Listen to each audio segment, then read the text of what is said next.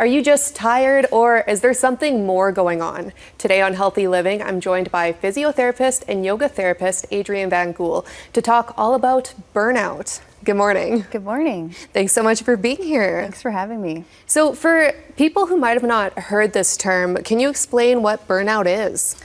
Yeah, it's not an official diagnosis, but I think we've all experienced it. It's an extreme form, I would say, of exhaustion, of mental, physical, emotional fatigue. And one way to tell, am I just tired, like you mentioned, or is this something more, is if you're not responding to rest. And so another way that this might come about, or people might notice, is if they almost become numb or, apathetic when things that used to excite them don't anymore. There's lots of different ways that it can show up, where there's physical fatigue, but it's when we're not recovering and we're starting to feel less and less like ourselves. So those are definitely some good warning signs to look out for. I'm just wondering how this is caused. Is it mostly from working too much when you're at work? It's a great point. Sometimes it can be, it depends on the situation. Sometimes it can be, something specific, like a work environment.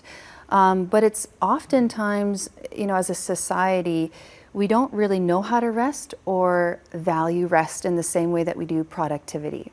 And the way that in society as well, that we're constantly being stimulated or being on, overextending our nervous system capacity.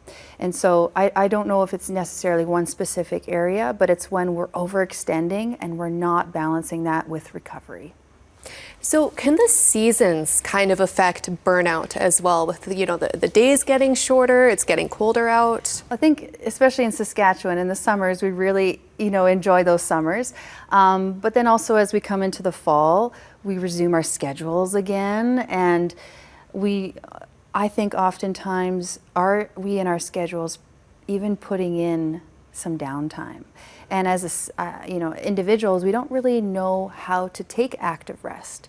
And so, some ways that we can do that is simply just noticing, am I somebody who is experiencing burnout? Am I not recovering? And then, okay, what do I do with that? How do I take active rest? And there's a lot of different ways we can do that, but much of it is trying to lean into the slow and starting to slow down. And in some resources and books that I've read, they talk about, we should be resting 42% of our day. That's hard to do. Are we getting enough sleep? When we're resting, are we able to calm our mind? These are skills and tools that we can cultivate, and they require practice. Definitely some important things to keep in mind. And are there any other things we can do to help ourselves when we're going through burnout? Yeah, I think the initial part, like anything, is the noticing of when you're experiencing it. And then also, Dr.Neff talks a lot about this, having self-compassion and fierce self-compassion. There's a fierceness to it that's required to stick up for ourselves when we need to take time away from something, or stick up for ourselves to set a boundary in terms of our energy output. But then also that self-compassion and kindness towards, this has been hard, it's okay to take a break, it's okay to slow down. So a lot of us need that permission structure as well. And is there any way that this can affect your mental health or anything like that in the long term if you let it go on too long?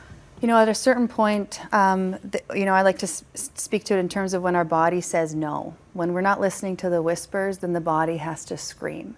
Whether we are not getting over this cold or we end up with something more severe, bronchitis, pneumonia.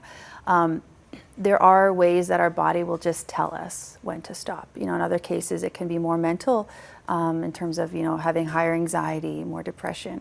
But it is seek a health, practitioner for guidance, for sure, on those elements.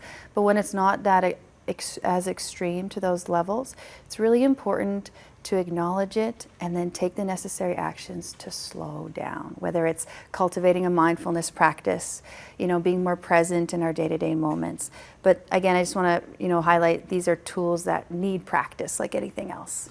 Well, thank you so much for taking the time today, Adrianne. I really appreciate it. Thank you.